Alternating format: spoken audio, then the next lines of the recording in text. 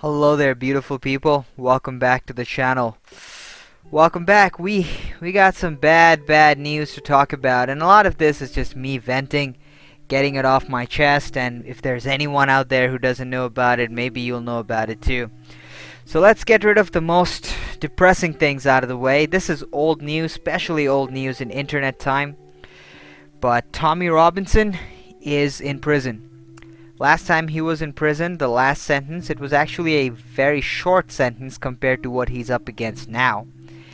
Last time he lost 40 pounds, came out in a terrible physical state.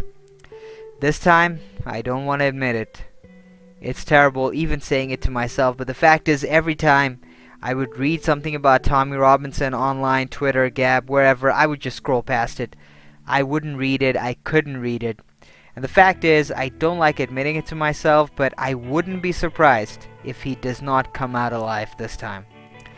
He has been trying to seek asylum in the States, but not a lot in progress on it as far as I can tell.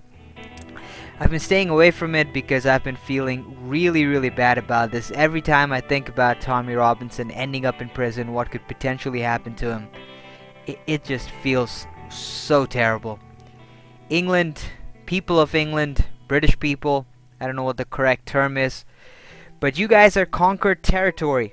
British people, I'm grateful for all the amazing contribution you've made to the glory and success of the Western world, but you all fucked up, and you all fucked up big.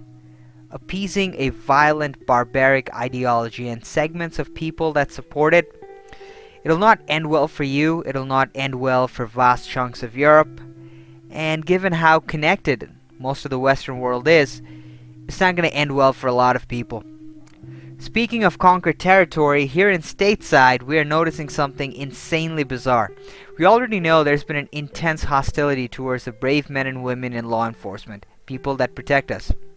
Well, we've decided that just wasn't ungrateful enough, so we've escalated that to hostility towards the people that protect our borders. People that protect the people inside the country from threats outside. We've decided we want to show some ungratefulness towards them as well. Well, communist terrorists, namely Antifa, attacked ICE. Now, I don't want to throw pictures of the guy, I don't want to throw the name of this guy, although there will be some tweets I'll be sharing in a little bit, so that objective might not be fully met. Anyway, so this communist terrorist attacks Antifa. And from our media, they either get tacit approval, radio silence, or in some cases much worse. Check out this tweet from progressive activist Sean King. How can someone possibly live in the United States, benefit from the United States, reap the freedom and opportunity of the United States, and still have this much disdain for our country and for the brave people that protect us? But that, unfortunately, is our state.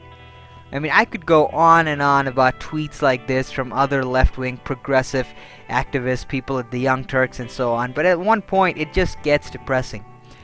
You just can't help wonder, are you the weird person, or is it just absolutely normal to have this level of ungratefulness and ingratitude towards the country that you live in? Unfortunately, this is our state.